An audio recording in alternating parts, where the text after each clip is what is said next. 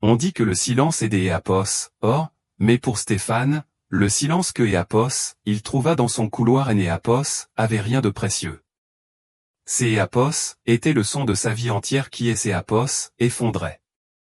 Il se croyait le roi de son château, un homme qui méritait plus que ce que sa femme ennuyeuse pouvait lui offrir.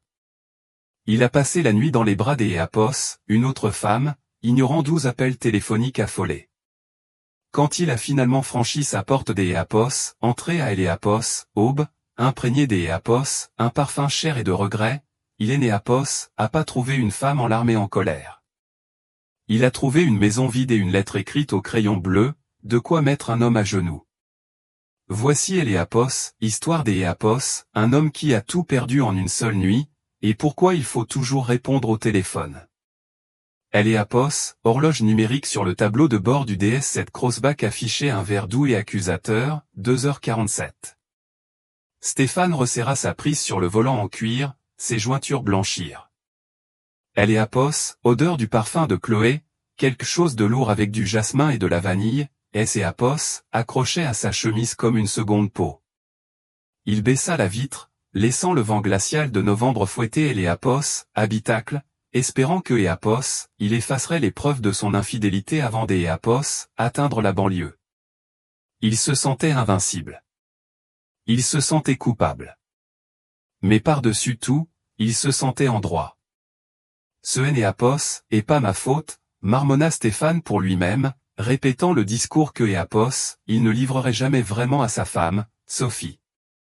Un homme a des besoins. Stéphane avait 42 ans, associé principal chez Dubois et AMP, associé, Éapos, un des plus prestigieux cabinets des Éapos, architecte de Lyon. Il construisait des tours qui grattaient les nuages. Pourtant, il se sentait étouffé dans sa propre maison. Sa femme, Sophie, était Éapos, image même de la stabilité. Elle était institutrice en maternelle, douce, pragmatique et complètement épuisée. Elle sentait les flocons des Éapos, avoine et la lessive. Elle portait des chaussures confortables. Elle parlait des réunions parents-professeurs et du robinet qui fuyait dans la salle de bain des invités. Chloé, en revanche, était une tornade. Ces Éapos était une architecte des Éapos, intérieure de 26 ans qui travaillait avec le cabinet de Stéphane. Elle sentait le danger.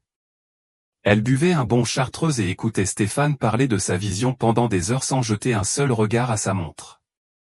Ce soir, ces Éapos, était leur anniversaire de 6 mois. Non pas que Éapos, il et Éapos, appelaient ainsi. Ils appelaient ça, travailler tard sur le projet Horizon. Stéphane jeta un coup d'Éapos, œilla son téléphone posé dans le porte-gobelet. Éapos, écran était sombre maintenant, mais plutôt, il et Éapos, était allumé comme un sapin de Noël. 12 appels manqués. Sophie, 4 appels manqués. Téléphone fixe, 7 nouveaux messages. Il ne les avait pas consultés. Quand le premier appel était arrivé à 20h30, il servait un verre de côte rôtie à Chloé dans un charmant bouchon de la presque Éapos, Il avait mis le téléphone en silencieux, le retournant face contre la nappe blanche. Des problèmes à la maison, avait demandé Chloé, en haussant un sourcil parfaitement dessiné. La routine, avait soupiré Stéphane, affectant Éapos, Erlas d'Éapos, un génie incompris par sa partenaire. Sophie ne trouve probablement pas la télécommande. Ou Léo refuse de manger ses petits pois. Elle panique pour un rien. Tu travailles si dur, Stéphane, avait ronronné Chloé, tendant la main sur la table pour effleurer la sienne. Tu mérites une soirée de libre. Tu mérites des Éapos, être apprécié. Ces Éapos, était la drogue à laquelle Stéphane était accro, la validation. Il et Éapos, était convaincu que Éapos, ignorer les appels était un acte de bien-être personnel. Si ces Éapos, était une vraie urgence, elle aurait appelé la police, Éapos, est-ce pas? Sophie était toujours anxieuse. Le mois dernier, elle et Éapos, avaient appelé 5 fois parce que Léo, leur fils de 8 ans, Éapos, était écorché le genou à Éapos, entraînement de foot. Elle et Éapos, étouffait. C'est Éapos, et ce que Éapos, il se disait en commandant la deuxième bouteille de vin. Vers minuit, ils étaient dans Héléapos, appartement de Chloé, dans le quartier branché de la Confluence. Le téléphone vibra de nouveau dans la poche de sa veste, jeté négligemment sur une chaise. Héléapos ignora. À 1h du matin, les vibrations cessèrent. Maintenant, en retournant vers les rues calmes et bordées des Héléapos, arbres de caluire et cuir, le silence du téléphone semblait plus lourd que les vibrations. Héléapos, adrénaline de Héléapos, aventure Héléapos, estompait, remplacé par la peur froide et rampante du retour à la réalité. Il tourna dans la rue des Chênes. Les maisons ici étaient de grandes bâtisses bourgeoises, en retrait de la route derrière des haies bien taillées. Sa maison, au numéro 404, était généralement sombre à cette heure, à Héléapos, exception de la lumière du porche que Sophie laissait toujours allumée pour lui. Mais ce soir, la maison était plongée dans le noir absolu. Pas de lumière sur le porche, pas d'Héléapos, éclairage de jardin. On aurait dit un trou noir au milieu du quartier. Stéphane fronça les sourcils, ralentissant la voiture. Mesquin, murmura-t-il. Elle a éteint les lumières pour marquer le coup. Gamin. Héléapos engagea dans Héléapos, allez. Ses phares balayèrent la porte du garage. Il appuya sur le bouton de son pare-soleil. La porte du garage gémit et commença à se soulever. Stéphane se prépara. Héléapos attendait à la confrontation. Héléapos attendait à voir Sophie assise à Héléapos, îlot de la cuisine, les bras croisés, vêtue de ce peignoir rose délavé, les yeux rouges de larmes, prête à hurler pour savoir où il avait été. Il avait son mensonge tout prêt. Le dîner avec le client a duré plus longtemps que prévu. Ma batterie était morte. Je suis resté dans un hôtel près du bureau pour ne pas conduire fatigué. Héléapos était un mensonge fragile, mais Sophie Héléapos acceptait généralement parce que Héléapos, elle ne voulait pas se disputer. Elle voulait la paix. Elle voulait un père pour Léo. Il gara le DS7 à côté de la place de Sophie. Il se figea. La place à côté de lui était vide. Le Renault Scénic 2018 de Sophie avait disparu. Stéphane cligna des yeux, fixant la dalle de béton vide. Une goutte d'Héléapos, huile tachait le centre de la place, mais la voiture Héléapos était plus là. Il vérifia de nouveau Héléapos, horloge du tableau de bord. 3h15, où diable es-tu, Sophie, chuchota-t-il. Une panique froide et vive lui piqua la nuque. Sophie ne conduisait jamais la nuit. Elle était atteinte de cécité nocturne et Héléapos, agrippée au volant avec terreur dès que Héléapos, elle devait dépasser Héléapos, épicerie après le coucher du soleil. Il sortit de la voiture, le silence du garage amplifiant le bruit de ses mocassins de luxe claquant sur le ciment. Il se dirigea vers la porte menant au cellier. Héléapos était pas verrouillée. Héléapos était la deuxième chose anormale. Sophie était obsédée par les serrures. Il poussa la porte. Sophie. Sa voix résonna dans le couloir. La maison était froide. Pas juste fraîche, froide. Le thermostat avait été baissé ou le chauffage était éteint. Il entra dans la cuisine. Le clair de lune se déversait par les baies vitrées, illuminant les comptoirs en granit pour lesquels il avait payé une fortune. Héléapos, évier était vide. Le lave-vaisselle était ouvert. Sauf Héléapos, appelait-il plus fort cette fois. Léo. Silence. Il monta les escaliers 4 à 4. Il fit irruption dans la chambre de Léo. Le lit était fait, personne Héléapos y avait dormi. La couette était tirée, les oreillers de super-héros parfaitement arrangés. Héléapos, ours en peluche préféré de Léo, une chose dépenaillée nommée Patapouf avec laquelle il dormait toujours, avait disparu. Stéphane pivota et traversa le couloir pour entrer dans la chambre principale. Vide. Le lit était fait ici aussi. La porte du placard était ouverte. Il actionna Héléapos, interrupteur. Les vêtements de Sophie étaient là. Ses chaussures aussi. Mais la valise qui se trouvait habituellement sur Héléapos, étagère supérieure, la grande sansonite bleu marine, avait disparu. Il redescendit en courant, son cœur battant contre ses côtes comme un oiseau pris au piège. Elle aimait Apos, a quitté, pensa-t-il. Elle et Apos, a finalement fait. Elle a fait ses valises et est partie au milieu de la nuit. La colère monta, masquant la peur. Comment ose-t-elle? C'est Apos, et lui qui paie pour cette maison. C'est Apos, et lui qui paie la nourriture. C'est Apos, et lui qui paie les Apos, école privée de Léo. Comment ose-t-elle emmener son fils au milieu de la nuit? Il sortit son téléphone pour elle et Apos, appeler, prêt à déverser un torrent de rage. C'est Apos, et alors que Apos, il le vit. Il était passé juste à côté en entrant. Sur la table de la salle à manger, posée seule au centre de Apos, acajou poli, se trouvait une feuille de papier. Ce Apos était pas une lettre officielle. Ce Apos était pas des papiers juridiques. Ces Apos étaient de grandes lettres capitales, déformées, inégales, écrites au crayon bleu. Ces Apos étaient Apos, écriture de Léo. Les mains de Stéphane se mirent à trembler. Il se déplaça dans le clair de lune pour lire le texte. Le papier était froissé par endroits, la texture de Apos, au séché ou des larmes gondolant la page. Cher papa, maman Apos a dit de ne pas écrire ça, mais elle dort sur la chaise, alors je Apos, écrit. Apos a appelé. Apos a appelé plein de fois. Apos, et compté 12 fois sur le téléphone de maman.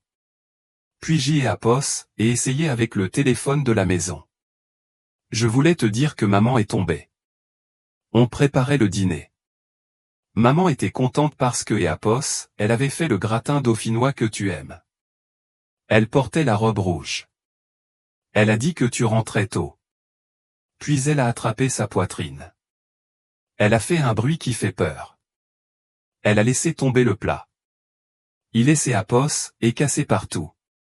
On aurait dit du sang, mais Apos était juste la sauce. Elle aimait Apos, a dit de Apos, appelé. Elle a dit, appelle papa. Il saura quoi faire. Je Apos, et appelé papa. Apos, est tombé sur la messagerie. Apos, et dit au téléphone, papa, Apos, il te plaît, rentre à la maison. Maman a mal. Puis elle ne pouvait plus parler. Elle est tombée par terre dans la sauce. Apos, et eut peur. Je ne savais pas quoi faire. Tu dis toujours que je suis Apos, homme de la maison quand tu Apos, et pas là. Mais je Apos, était pas assez fort pour la soulever. Apos, et appelé le 15 comme tu me Apos, as appris. Les messieurs de Apos, ambulance sont venus. Ils faisaient beaucoup de bruit. Ils ont coupé la robe rouge de maman. Ils ont demandé où était mon papa. Apos, et dit, il travaille. Il construit de grands immeubles. Le monsieur a regardé sa montre, il avait Apos, air triste. On va à Apos, hôpital maintenant. Madame Bernard Apos, à côté conduit derrière Apos, ambulance pour Apos, occupé de moi. Je laisse ce mot pour que tu saches où on est. Papa, pourquoi tu Apos, a pas répondu? Maman dit que tu es un super-héros. Les super-héros répondent toujours. Apos, il te plaît, viens.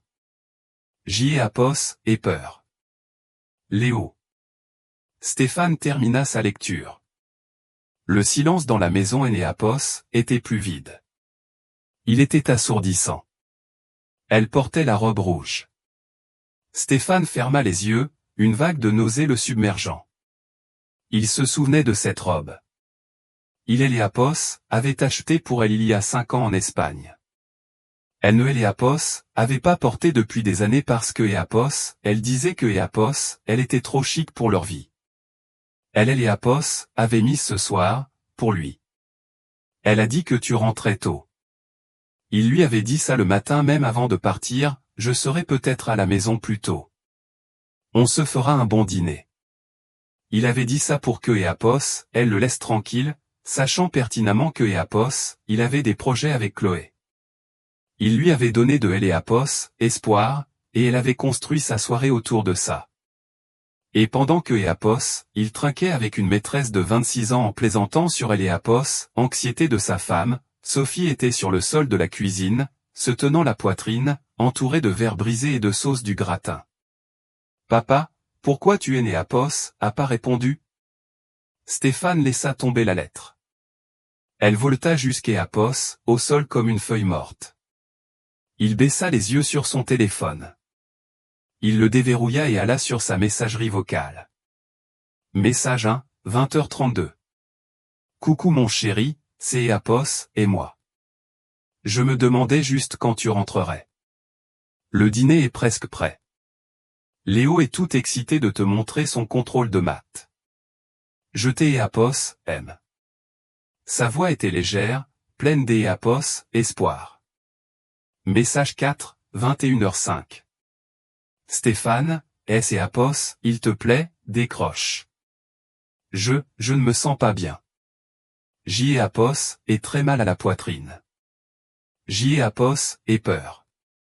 S et Apos, il te plaît, réponds.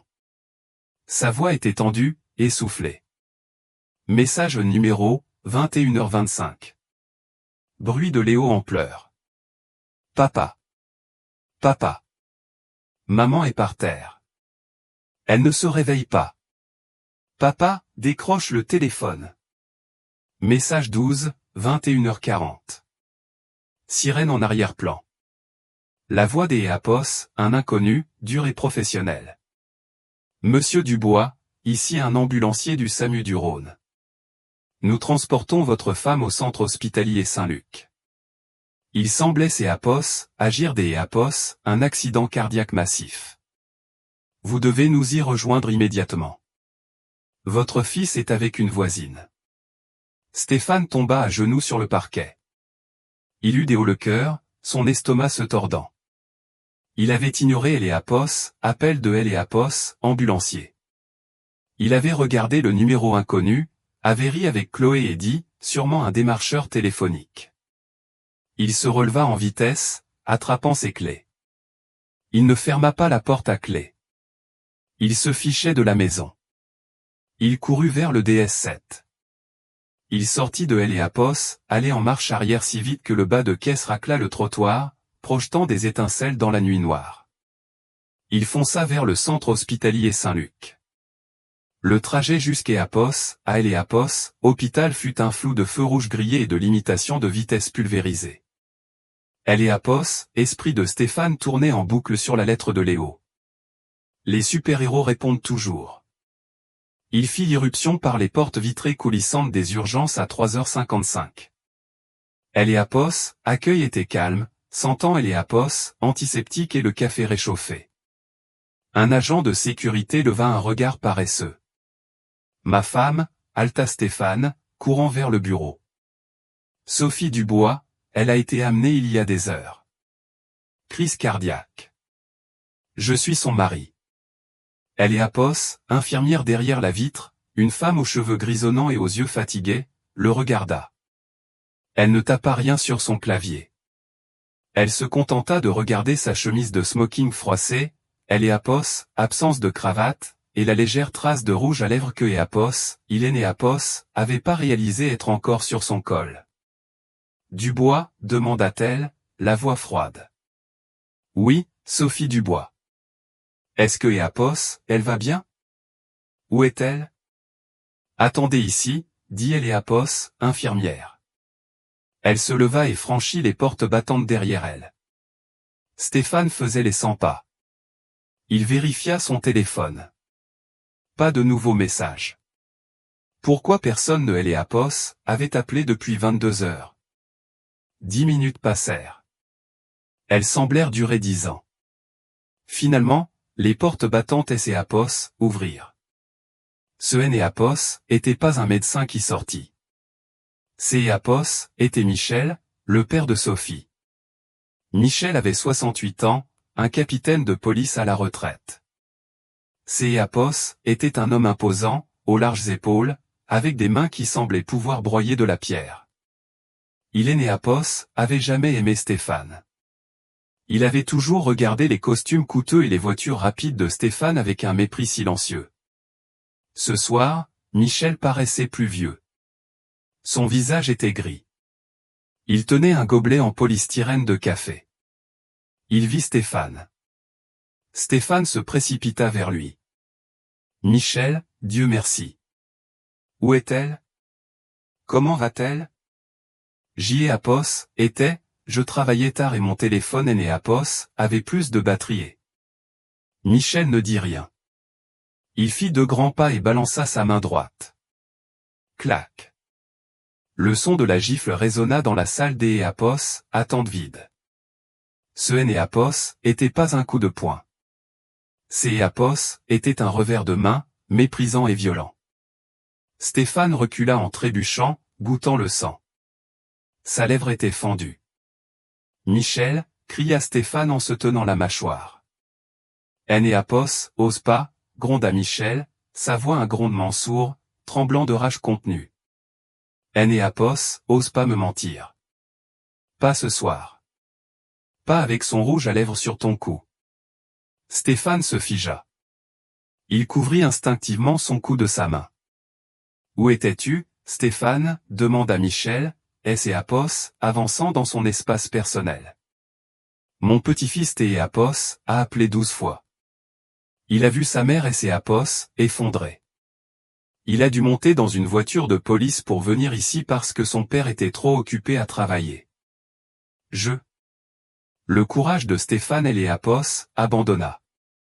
Il est né Apos, il n'y avait pas de plan des Apos, architecte pour ce désastre. Est-ce que Apos, elle est vivante? Michel le fixa un long moment, ses yeux remplis des Apos, un mélange de chagrin et de haine pure. Elle est en soins intensifs, dit Michel. Elle a eu une dissection spontanée de Apos, artère coronaire. Michel fouilla dans sa poche et en sortit une petite enveloppe scellée. Il la pressa contre la poitrine de Stéphane. Léo est avec moi. Il ne veut pas te voir. Il a dit que le super-héros est mort. Michel recula. Rentre chez toi, Stéphane. Ou retourne voir qui que ce soit avec qui tu étais. Il est né à Pos, il n'y a rien pour toi ici. Michel se tourna et repassa les portes battantes, laissant Stéphane seul dans la lumière stérile du hall, serrant Apos, enveloppe que Michel lui avait donnée. Stéphane baissa les yeux dessus. Elle venait de la banque. Ce Apos était pas une lettre de Sophie. Ce Apos était un avis de saisie immobilière sur la maison. Une saisie? Stéphane fronça les sourcils. Il gagnait un demi-million d'Apos, euros par an. Il donnait à Sophie Apos, argent pour payer le prêt immobilier chaque mois. Il déchira Apos, enveloppe. Mise en demeure avant saisie. Montant dû, 68 000 euros. Mensualités impayées, 8. Les genoux de Stéphane fléchirent. 8 mois. Mais il avait viré Apos, argent sur le compte joint chaque mois. Où était passé Apos, argent? Et puis une pensée terrifiante le frappa. Il sortit son téléphone et ouvrit son application bancaire. Il essaya de se connecter au compte épargne commun, celui avec ses bonus, le fonds des Apos, urgence, Apos, argent pour les études de Léo. Accès refusé. Utilisateur non autorisé. Il essaya son compte courant personnel. Solde, 42,50 €. Quoi? Altateil. Apos avait vérifié hier. Il y avait plus de 150 000 euros dessus. Il fit défiler frénétiquement Apos, historique des transactions. Virement vers Fiducies Dubois. Date, hier. Montant, 150 000 euros. Sophie Apos était pas seulement préparée à le quitter. Elle avait exécuté sa stratégie de sortie pendant que Apos, il achetait du vin pour Chloé. Sophie avait vidé les comptes. Mais le prêt immobilier. Pourquoi Apos avait-elle pas payé? Stéphane regarda de nouveau Apos, avis de saisie. Il était adressé à lui, et à lui seul. Et puis il se souvint. Il y a 2 ans, il avait renégocié le prêt de la maison pour investir dans une affaire soi-disant sûre, une start-up technologique que Eapos, un de ses amis lui avait recommandé. Il avait dit à Sophie que Eapos, il et Eapos, en occupaient. Il lui avait dit que Eapos, investissement avait doublé. Ce Eapos, était pas le cas. Il et Eapos, était effondré. Il avait payé le prêt avec des cartes de crédit pour cacher la perte, jonglant avec Eapos, argent comme un bonneteau. Il pensait avoir couvert ses traces. Sophie avait découvert. Elle et Eapos, avait pas payé le prêt parce que Eapos, elle savait que la maison était déjà perdue. Elle avait pris Eapos, argent liquide, le seul véritable actif restant, et Eapos, avait mis en sécurité pour Léo. Elle savait tout. Stéphane se tenait dans le hall de Eapos, hôpital, fauché, sans abri et exposé. La maîtresse était une illusion. La carrière était une façade. La famille était partie. Et la seule chose que Eapos, il possédait vraiment était la lettre au crayon bleu qui disait « Pourquoi tu es né Eapos ?» a pas répondu. Les portes automatiques du centre hospitalier Saint-Luc se refermèrent derrière Stéphane, le coupant du monde où sa femme luttait pour sa vie et où son fils était réconforté par quelque Eapos, un des Eapos, autre. Eapos, air de novembre était devenu brutal, un givre pré-hivernal Eapos, installant sur Eapos, asphalte du parking. Stéphane se tenait là, dans sa chemise de smoking froissé, le nœud papillon en soie pendant mollement autour du col qui portait encore la faible et accablante trace de rouge à lèvres de Chloé. Il frissonnait, mais pas seulement de froid. Eapos était un tremblement profond, jusqu'Eapos, à la moelle, né d'Eapos, une déstabilisation totale. Il regarda son DS7 Crossback. 1 heure plus tôt, Eapos était un char de la réussite, un témoignage gainé de cuir de son importance. Maintenant, sous la lueur crue des lampadaires au sodium du parking, il ressemblait à un fardeau très coûteux, et Eapos était même pas sûr de pouvoir se permettre de mettre de Eapos, essence dedans. 42,50 €. Le chiffre brûlait dans son esprit. Il monta dans la voiture, le moteur rugissant avec un ronronnement doux et puissant qui semblait maintenant moqueur. Où pouvait-il aller?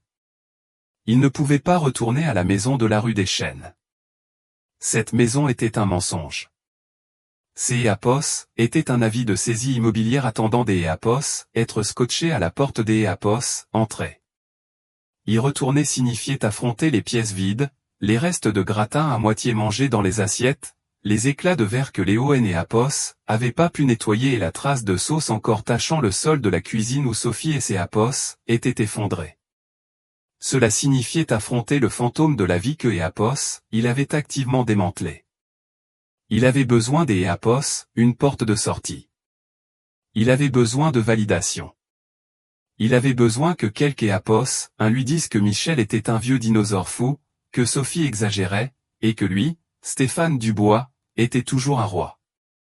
Il mit la voiture en marche arrière et se dirigea vers le quartier de la Confluence, vers Chloé.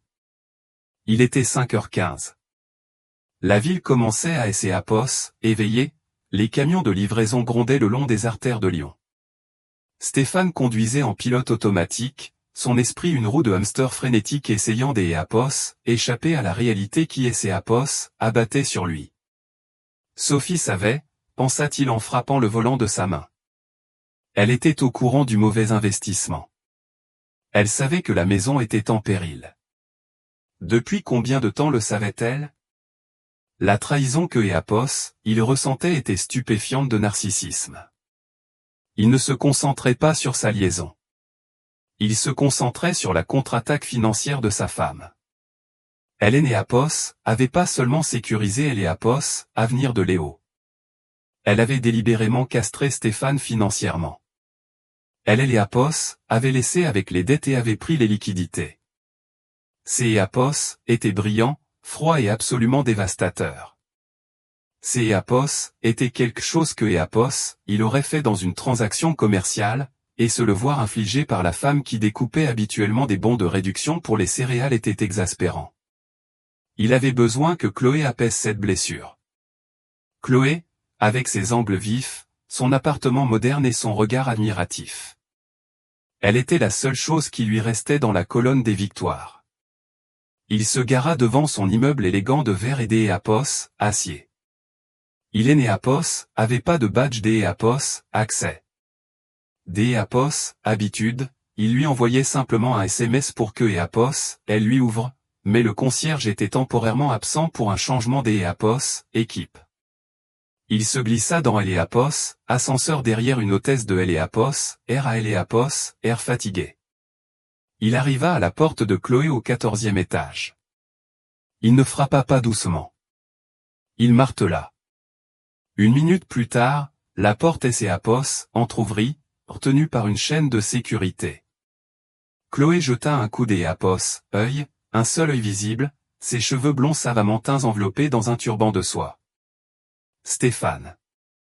Sa voix était pâteuse de sommeil et d'Eapos, irritation. Que Eapos, est-ce que tu fais?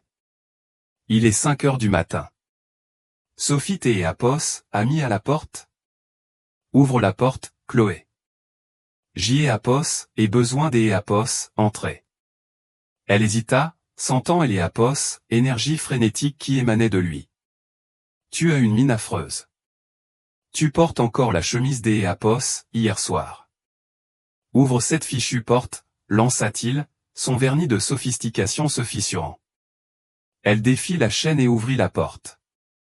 Il passa devant elle en trombe, dans Eapos, appartement méticuleusement décoré qui sentait toujours faiblement les bougies chères et Eapos, ambition.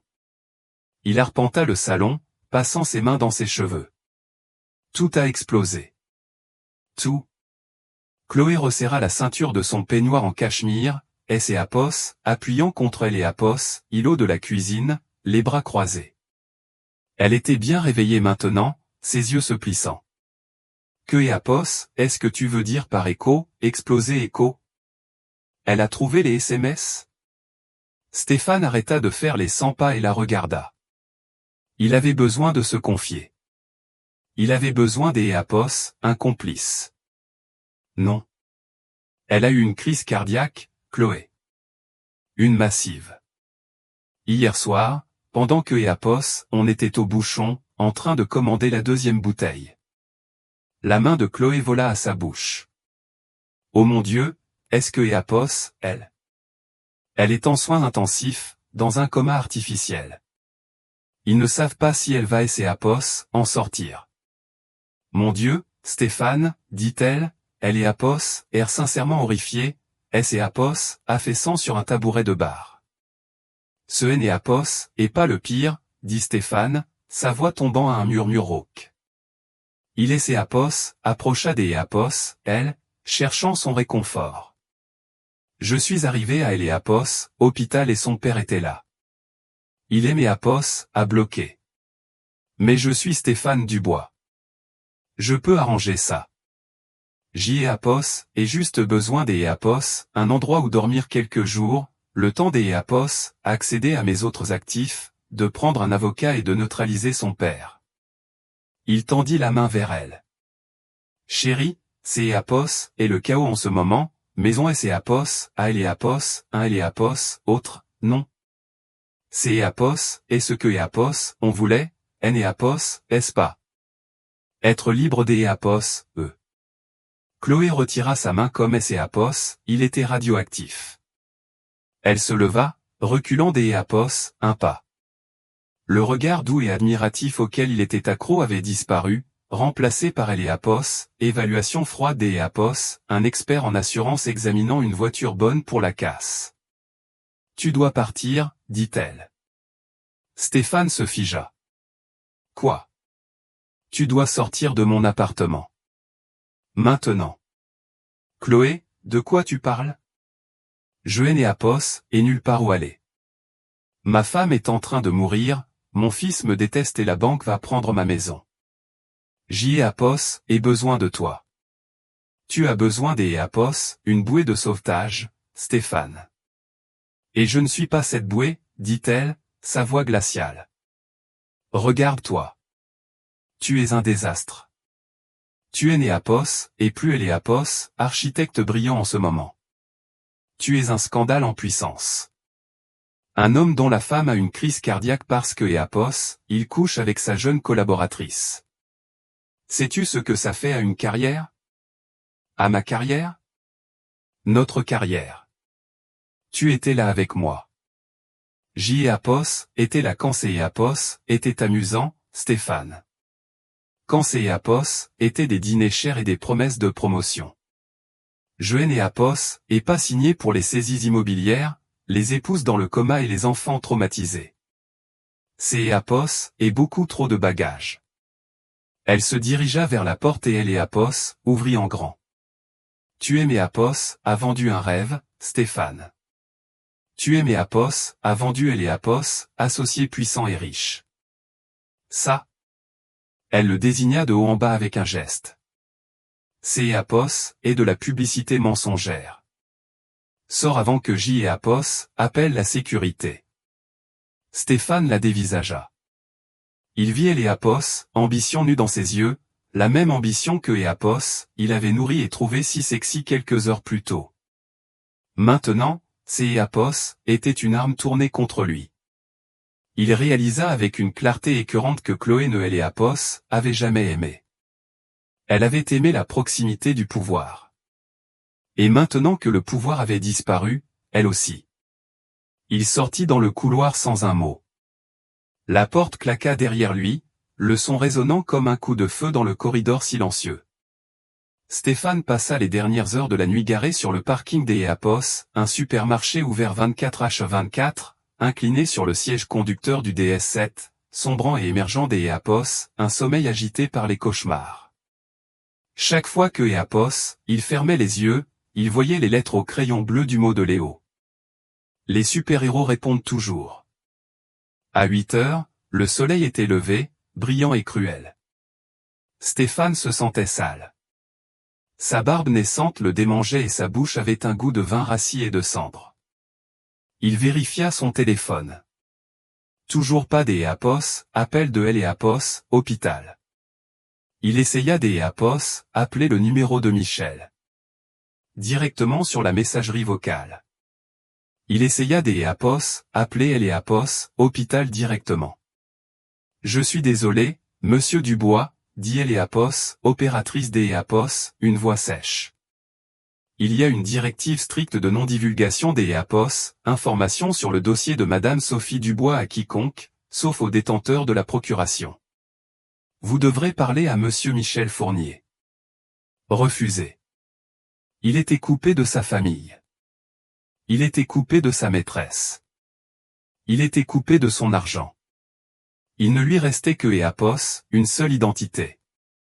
Stéphane Dubois, associé principal chez Dubois et AMP, associé. Il devait se rendre au bureau. Il devait projeter la force. Il devait conclure un marché, obtenir une avance sur bonus, quelque chose pour arrêter les hémorragie. Le cabinet était son royaume. Il y était sûrement encore en sécurité. Il utilisa le reste de son argent pour acheter un rasoir bon marché, une brosse à dents et un déodorant au supermarché. Il utilisa les toilettes pour se rafraîchir du mieux que il pouvait, aspergeant le visage des eau froide, essayant des effacer la panique qui creusait des rides autour de ses yeux. Il ne pouvait rien faire pour la chemise de smoking, alors il boutonna sa veste de costume jusqu'à en haut pour cacher les absence de cravate et la soie froissée. Il se rendit en ville, se garant sur sa place réservée dans le garage souterrain sous la tour de verre que il avait aidé à concevoir. Prenant ascenseur privé jusqu'à au 40e étage, il composa sur son visage le masque de maître de univers que il portait habituellement. Les portes de ascenseur et ouvrirent sur la réception luxueuse. Le silence qui accueillit était différent de des habitude. Ce était pas le silence respectueux des employés travaillant dur. Était le silence tendu et vibrant de gens qui chuchotaient à votre sujet quelques secondes avant votre arrivée. La réceptionniste, une jeune femme nommée Amélie, qui rougissait habituellement quand il lui souriait, osait pas croiser son regard. Bonjour, Amélie, dit Stéphane, sa voix résonnant un peu trop fort. Monsieur Dubois, marmonna-t-elle, fixant intensément son écran d'EAPOS, ordinateur. Monsieur Martin souhaite vous voir dans la grande salle de conférence. Immédiatement. Didier Martin, EAPOS, associé directeur, EAPOS, homme dont le nom précédait celui de Dubois sur le papier à en tête. Stéphane sentit un œuf froid se former dans son estomac. Maintenant? Je dois préparer la réunion pour le projet des quais à 10 heures. Immédiatement, monsieur. Et il a dit d'EAPOS, apportez votre badge d'EAPOS, accès. La marche le long du long couloir aux parois de verre ressemblait à une marche vers EAPOS, échafaud. Les têtes se tournaient à son passage devant les bureaux, puis revenaient vivement aux écrans. Il vit deux jeunes architectes regroupés près de la fontaine à eau, leur conversation EAPOS, interrompant net à son approche. Il atteignit la salle de conférence principale. Les parois de verre avaient été opacifiées, un réglage de confidentialité rarement utilisé. Il poussa la lourde porte. Didier Martin était assis au bout de EAPOS, immense table en pierre polie. Didier était un lion de EAPOS, industrie aux cheveux d'EAPOS, argent, un homme qui valorisait la discrétion et la rentabilité par-dessus tout. Assise à côté de lui, ce EAPOS était pas une autre associée. EAPOS était Véronique DRH. Et assise en face d'EAPOS, EAPOS, air contrit et les yeux rougis par les larmes, se trouvait Chloé. Stéphane et EAPOS arrêta net. Que EAPOS, est-ce que EAPOS est? Une fête surprise. Didier ne sourit pas, asseyez-vous, Stéphane. Stéphane prit un siège, son cœur battant la chamade contre ses côtes. Il regarda Chloé, mais elle étudiait sa manucure, refusant de le reconnaître. Nous allons faire court, dit Didier en faisant glisser un dossier cartonné sur la table. À compter de 9 heures ce matin, votre partenariat avec Dubois et AMP, associé est résilié pour faute grave. Stéphane eut EAPOS, impression d'EAPOS, avoir reçu un coup de poing dans la gorge. Résilié? Vous êtes fou, Didier? EAPOS, et ramenez le compte Rive de Saône. Je représente la moitié du chiffre d'EAPOS, affaire de ce cabinet. Vous représentiez, corrigea calmement Didier, jusqu'EAPOS, à ce que votre vie personnelle devienne un passif qui menace la réputation du cabinet. Ma vie personnelle ne vous regarde pas. Elle nous regarde quand vous entretenez une liaison de 6 mois avec une subordonnée, sur le temps de travail, dans les locaux de EAPOS, entreprise, en utilisant les fonds de EAPOS, entreprise pour des dîners clients qui EAPOS, ont jamais eu lieu, dit Didier, sa voix tranchante comme un rasoir. Chloé est venue nous voir ce matin. Elle a déposé une plainte officielle déclarant que vous avez abusé de votre position d'EAPOS, associé principal pour la pousser dans une relation que EAPOS, elle sentait ne pas pouvoir refuser sans nuire à sa carrière. Stéphane bondit de sa chaise, frappant la table de ses mains. Il foudroya Chloé du regard. Menteuse. Espèce de petite prédatrice. Asseyez-vous, aboya Didier, un son rarement entendu dans ses bureaux. Chloé est maintenant une lanceuse d'EAPOS, alerte protégée. Vous ne vous adresserez pas à elle. Stéphane se laissa retomber sur sa chaise, abasourdi. Chloé ne EAPOS avait pas seulement largué, elle EAPOS avait atomisé pour se protéger. Elle avait pris les devants. Mais la liaison EAPOS est pas le seul problème, continua Didier en ouvrant le dossier. Quand Chloé nous a alertés, nous avons procédé à un audit préliminaire de vos notes de frais et de vos budgets de projet des 8 derniers mois. Vous avez été négligent, Stéphane. Très négligent. Didier étala des feuilles de calcul. Vous avez déplacé des fonds de provision de clients pour couvrir des dettes personnelles. Lorsqu'EAPOS, investissement technologique et EAPOS, étaient effondrés et que les mensualités du prêt étaient devenues impossibles, il avait emprunté sur les comptes des clients, avec EAPOS, intention de rembourser avec son bonus de fin d'EAPOS, année. EAPOS était le même bon taux que EAPOS, il avait joué avec Sophie, mais à plus grande échelle.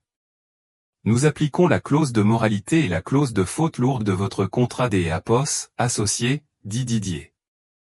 Vos parts sont confisquées pour couvrir les écarts financiers et les retombées juridiques potentielles. Vous quitterez le bâtiment immédiatement. La sécurité vous escortera. Didier, S.A.P.O.S., il vous plaît, supplia Stéphane, la voix brisée. Ma femme est dans le coma. Ma maison est en cours de saisie. Ce travail est tout ce que E.A.P.O.S., il me reste. Si vous faites ça, je suis ruiné. Didier le regarda avec des yeux vides de sympathie. Vous vous êtes ruiné vous-même, Stéphane. Vous avez construit une maison de verre et jeté des pierres à E.A.P.O.S., intérieure. Le fait que votre femme se batte pour sa vie pendant que vous étiez dehors avec elle, il désigna Chloé d'E.A.P.O.S., un geste, vous rend radioactif. Aucun client ne vous fera confiance. Et nous, certainement pas, Didier se leva. Remettez votre badge et votre téléphone. C.A.P.O.S. est la propriété de E.A.P.O.S., entreprise. 10 minutes plus tard, Stéphane se tenait sur le trottoir devant la tour. Il tenait une boîte en carton contenant un prix encadré, une tasse de café tiède et une plante morte. E.A.P.O.S. avait pas son téléphone d'E.A.P.O.S., entreprise. E.A.P.O.S. avait pas ses clés de voiture. Le DS7 était en leasing par E.A.P.O.S., intermédiaire du cabinet, et Didier E.A.P.O.S. avait informé que E.A.P.O.S., une dépanneuse était déjà en route vers le garage pour le reprendre. Il se tenait dans le vent froid de novembre, dans une chemise de smoking froissé, tenant une boîte de babioles. Une berline grise banale S.A.P.O.S. arrêta au bord du trottoir. Un petit homme chauve en imperméable bon marché en sortit et se dirigea droit vers Stéphane. Stéphane Dubois. Oui, dit Stéphane d'E.A.P.O.S., une voix sourde. E.A.P.O.S., homme lui fourra une épaisse liasse de papier dans la main libre. Vous avez reçu une assignation. E.A.P.O.S., homme remonta dans sa voiture et partit. Stéphane réussit à équilibrer la boîte sur son genou pour pouvoir regarder les papiers. Tribunal de grande instance de Lyon, pôle famille. Demandeur, Michel Fournier en tant que tuteur ad litem pour Léo Dubois et détenteur de la procuration pour Sophie Dubois. Défendeur, Stéphane Dubois. Nature de E.A.P.O.S., action, requête en référé pour la garde exclusive. Ordonnance d'E.A.P.O.S., éloignement et dissolution du mariage pour cruauté extrême et adultère. Comprenant également une action civile pour préjudice moral intentionnel. Stéphane leva les yeux des papiers. La ville S.A.P.O.S., agitée autour de lui, des gens affairés se rendant à des emplois importants, vivant des vies qui E.A.P.O.S. avait pas implosé. Il était totalement, complètement seul. E.A.P.O.S., arrogance qui E.A.P.O.S. avait alimenté pendant des années S.A.P.O.S., était évaporée, laissant derrière elle un vide terrifiant de réalité. Il avait cru être le soleil autour duquel tout le monde tournait. Il réalisait maintenant que E.A.P.O.S., E.A.P.O.S., était que E.A.P.O.S., une allumette qui S.A.P.O.S., était consumée, ne laissant que des cendres et une marque de brûlure sur la vie des gens qui E.A.P.O.S. avaient vraiment aimé. Il plongea la main dans la poche de sa veste, dépassant la carte de crédit d'E.A.P.O.S., entreprise inutile, et sortit la seule chose que E.A.P.O.S., il possédait vraiment. Le mot froissé écrit au crayon bleu. Papa, pourquoi tu es E.A.P.O.S., a pas répondu. Maman dit que tu es un super-héros. Les super-héros répondent toujours. Stéphane S.A.P.O.S. a fait ça sur les marches de béton froid du bâtiment qui avait été son royaume, prit sa tête entre ses mains, et pour la première fois en 20 ans, il se mit à sangloter. La chute ne fut pas une ligne droite. C.A.P.O.S. était une série de rebords déchiquetés sur lesquels Stéphane heurta en descendant, brisant un peu plus de lui-même à chaque impact. Le premier mois fut un brouillard de motels et de commerces sordides. La Rolex en or partit la première, payant une semaine dans une auberge de bord de route qui sentait le moisi et le désespoir. Les costumes de créateurs, E.A.P.O.S., armure de son ancienne vie, furent vendus à un dépôt-vente pour une bouchée de pain. Il garda un costume, enveloppé dans du plastique, suspendu au fond du placard du motel. Il se disait que C.A.P.O.S. était pour les entretiens d'E.A.P.O.S. embauche. En réalité, C.A.P.O.S. était une pièce de musée, la relique d'E.A.P.O.S., un homme mort. Il ne vit pas Sophie. Elle resta en soins intensifs pendant 3 semaines, puis fut transférée dans un centre de réadaptation cardiaque à long terme. Michel S. et Apos assura que L. et Apos, ordonnance des et Apos, éloignement était sans faille. Stéphane N. et Apos avait pas le droit de S. et Apos approcher à moins de 500 pieds de sa femme ou de son fils. Il ne vit pas Chloé non plus. Elle avait nettoyé ses réseaux sociaux, était mutée dans un cabinet à New York et avait disparu, laissant Stéphane porter le chapeau pour L. et Apos, audit judiciaire du cabinet. Le marteau de la justice tomba, rapide et dur. Stéphane plaida non coupable pour les accusations de détournement de fonds. Son avocat, un commis des Apos, office qui paraissait aussi fatigué que Stéphane se sentait, réussit à négocier un accord, pas de prison à condition que Apos, il rembourse intégralement et effectue 3 ans de probation. Mais le remboursement signifiait que Apos, il était asservi. Chaque actif fut liquidé. La maison de la rue des Chênes fut vendue par la banque. Son plan des Apos, épargne-retraite, ses actions, son avenir, tout fut saisi. En février, 3 mois après la nuit de la lettre, Stéphane dormait dans un foyer pour sans-abri dans le sud de la ville. Ces Apos était une humiliation qui frisait la désintégration. Stéphane Dubois, L. et Apos, homme qui avait dessiné la silhouette de la ville, faisait maintenant la queue pour la soupe à L. et Apos, ombre des Apos, une tour que Apos, il avait construite. Un après-midi, alors que Apos, il pelletait de la neige pour le SMIC en tant que journalier, il leva les yeux vers L. et Apos, immeuble de Dubois et AMP, associés. Le verre reflétait le ciel gris. Il vit des hommes en costume aux fenêtres du 40e étage. Il réalisa avec une vague de nausée que Apos, il ne se souvenait plus du code de L. et Apos, ascenseur. Il était un fantôme. Mais c'est Apos, et dans le silence du foyer, entouré par les ronflements des Apos, autres hommes brisés, que le bruit dans la tête de Stéphane cessa enfin. L. et Apos, égaux, le sentiment des Apos, être en droit, le besoin des Apos, être validé, tout cela était mort de faim. Tout ce qui restait, c'est Apos, était la lettre. Il la gardait dans un sac de congélation dans sa poche. Il la lisait tous les soirs. Les super-héros répondent toujours. Je ne suis pas un super-héros, Léo, murmura-t-il dans le noir. Je suis juste un méchant. Le tournant arriva en mars. Stéphane décrocha un poste de manœuvre sur un chantier de construction. Ces Apos était un travail brutal, éreintant, transporter des plaques de plâtre, préparer du ciment, balayer les débris. Le chef de chantier, un homme bourru nommé Pascal, connaissait les Apos, histoire de Stéphane. Le milieu était petit. Tout le monde connaissait les Apos, architecte déchu.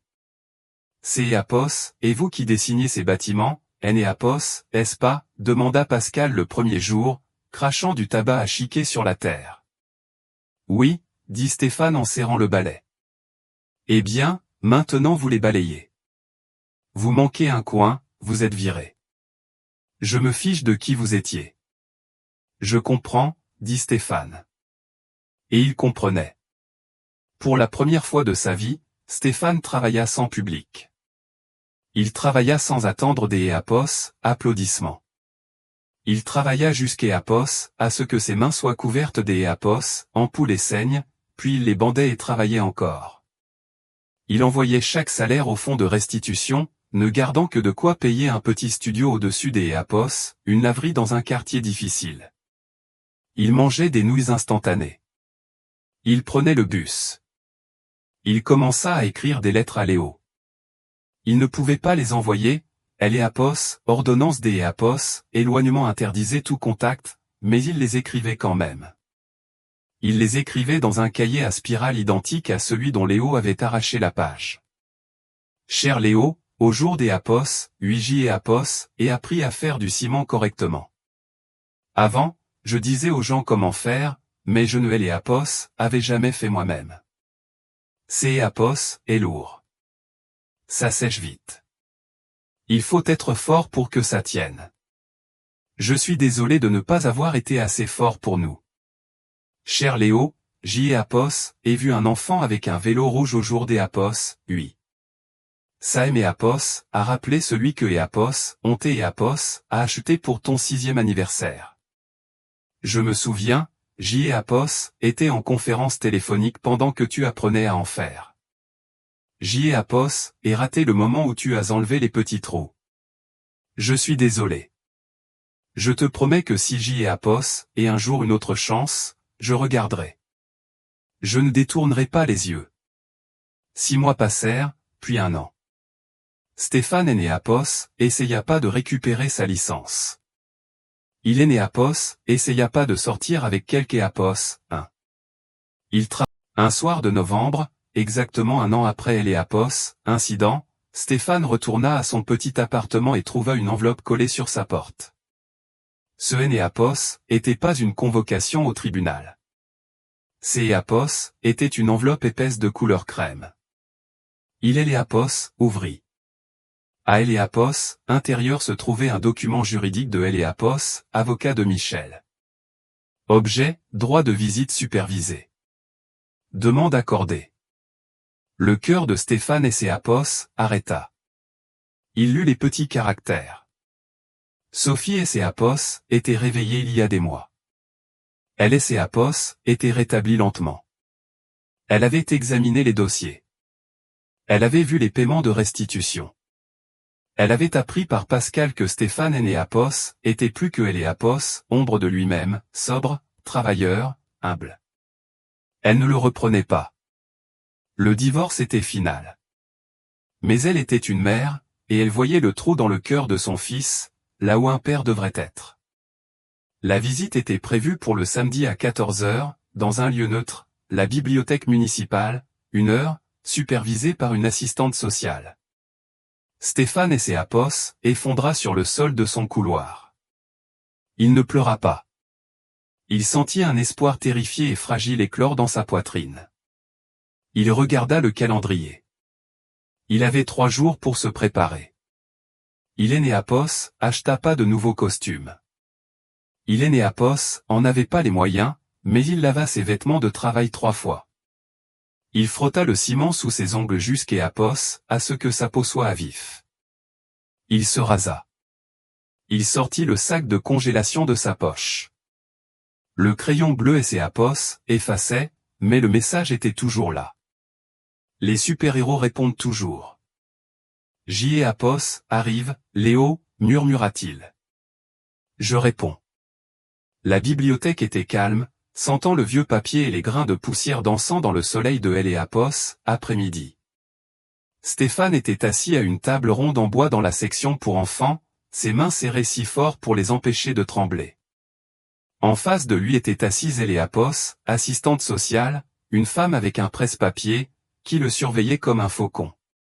Et puis la porte Eséapos ouvrit. Sophie entra la première. Elle avait Eléapos, air différente, plus mince. Ses cheveux étaient plus courts, coupés en un carré pratique. Elle marchait avec une canne, une séquelle de Eléapos, AVC que Éapos, elle avait subi pendant les complications de sa crise cardiaque. Voir la canne frappa Stéphane comme un coup physique. C'est Éapos, et moi qui ai fait ça, pensa-t-il. Mon absence a mis cette canne dans sa main. Elle le regarda. Ses yeux Enéapos étaient plus chaleureux, mais ils ne brûlaient plus de haine non plus. Ils étaient juste fatigués, indifférents. Elle hocha la tête une fois, une reconnaissance sèche de son existence, puis Eséapos écarta. Léo sortit de derrière elle. Il était plus grand, il avait maintenant 9 ans. Il portait un sweat à capuche et un jean. Il serrait Patapouf, Eléapos, ours en peluche, par un bras. Il regarda Stéphane. Stéphane sentit Eléapos, air lui manquait. Il voulait courir vers le garçon. Il voulait le prendre dans ses bras et Eséapos, excuser pour chaque dîner manqué, chaque mensonge, chaque seconde de Eléapos, année écoulée. Mais il savait que Éapos, il ne pouvait pas. Il devait rester assis. Ces Éapos étaient les règles. Salut, Léo, dit Stéphane, la voix brisée. Léo ne sourit pas. Il Eséapos approcha lentement de la table et Eséapos, assis à 3 chaises de Stéphane. Il posa Eléapos, ours sur la table entre eux. Salut, murmura Léo. Le silence étira, lourd et gênant. Je. Commença Stéphane, puis arrêta. Il éclaircit la gorge. Aime bien ton sweat. Et Minecraft? Ouais, dit Léo. Cool. Je travaille dans la construction maintenant. Un peu comme Minecraft. Je construis des murs. Léo leva les yeux, surpris. Tu construis des murs? Je croyais que tu les dessinais. Avant, oui, dit doucement Stéphane. Maintenant, je les construis avec mes mains. est un travail difficile, mais est bien. Léo tira sur un fil lâche de ours. Maman dit que tu vis dans un tout petit appartement. est vrai. Il est très petit, mais il est propre. Maman dit que tu es désolé. Stéphane regarda Sophie, qui faisait semblant de lire un magazine près de la porte. Je le suis, Léo. Je suis plus désolé que je ne peux expliquer. et briser notre famille. Je était pas là quand tu avais besoin de moi. Léo le regarda droit dans les yeux. Je t'ai appelé 12 fois. Je sais, dit Stéphane, la honte lui brûlant la gorge. et le mot, Léo. Je et gardé. Il sortit le sac de congélation de sa poche et posa la page écrite au crayon, usé, sur la table. Léo la fixa. Tu es à garder? Tous les jours. est la chose la plus importante que je possède. Léo tendit la main et toucha le plastique. Jeté et attendu. Elle ambulance faisait beaucoup de bruit. Je sais, mon grand. et était un lâche. et était égoïste. Je pensais que être un père, était acheter des choses, acheter la grande maison, être homme important. Stéphane se pencha en avant, les larmes coulant malgré ses efforts. Mais avait tort. Être un père, ça veut dire répondre au téléphone. Ça veut dire être là. Léo resta silencieux un long moment. Puis il plongea la main dans sa propre poche. Il en sortit un morceau de papier plié. était du papier de cahier, à grands carreaux. en est écrit un autre, dit Léo. Papy Michel a dit que je ne devais pas te le donner. Il a dit que tu ne le méritais pas. Mais maman a dit que était à moi de décider. Le cœur de Stéphane martela. Il tendit une main tremblante et prit le mot. Il le déplia. Il est né était pas écrit au crayon cette fois. Il était écrit au crayon à papier, une écriture plus nette, plus âgée. Cher papa, je sais que tu es né et pas un super-héros. Maman aimée a dit que les super-héros ne sont pas de vraies personnes. Ils ne font pas des erreurs. Mais je ai né et plus besoin des un super-héros. et juste besoin des un papa qui répond. Si tu promets de répondre la prochaine fois, tu pourras garder ce mot aussi. Léo. PS tu pourras aimer apprendre à faire du ciment? Stéphane lut le post-scriptum et un sanglot échappa de sa poitrine, un son rauque ailé de soulagement. Il couvrit sa bouche, hochant la tête vigoureusement. Je peux, étrangla Stéphane. Je peux apprendre. Je te le promets. Léo ne le serra pas dans ses bras. Il était trop tôt pour ça. Le pont entre eux était fragile, fait de papier et de promesses timides, mais il était là. Accord, dit Léo. Samedi prochain. Samedi prochain, jura Stéphane. Elle et heure se termina. Sophie et approcha. Elle regarda Stéphane, voyant les larmes, voyant elle et espoir. Ne me fais pas regretter ça, Stéphane, dit-elle doucement. Je ne le ferai pas, dit-il. Je hais Néapos, et rien des Néapos, autre que ça. Elle hocha la tête. Bien. Parce que le prêt est parti, les voitures sont parties, et le prestige est parti. Mais lui, il est toujours là. Ne le brise pas encore. Je ne le ferai pas, répéta Stéphane. Il les regarda partir. Il regarda Léo se retourner une fois avant que la porte ne se ferme. Stéphane resta seul dans la bibliothèque. Il était fauché. Il était manœuvre. Il vivait au-dessus des Éapos, une laverie. Mais alors que Éapos, il pliait la nouvelle lettre de Léo et la plaçait dans le sac à côté de Éapos, ancienne, Stéphane Dubois se sentit plus riche que Éapos, Éapos, avait jamais été dans le bureau des Éapos, angle de la tour. Il sortit son téléphone prépayé bon marché. Il mit le volume de la sonnerie au maximum. Il sortit dans le soleil froid de novembre, prêt à construire quelque chose de réel. Stéphane a passé des années à courir après une vie qui paraissait parfaite de Éapos, extérieure, pour finalement réaliser que Éapos, il construisait sur des fondations de sable. Il a fallu perdre les millions, la demeure et Éapos, égaux pour trouver la seule chose qui comptait vraiment, une seconde chance, écrite sur un bout de papier. Éapos a jamais retrouvé sa vie de luxe. Mais chaque samedi, vous pouvez le trouver, lui et Léo, dans le jardin, en train de construire des murs qui, eux, tiennent debout.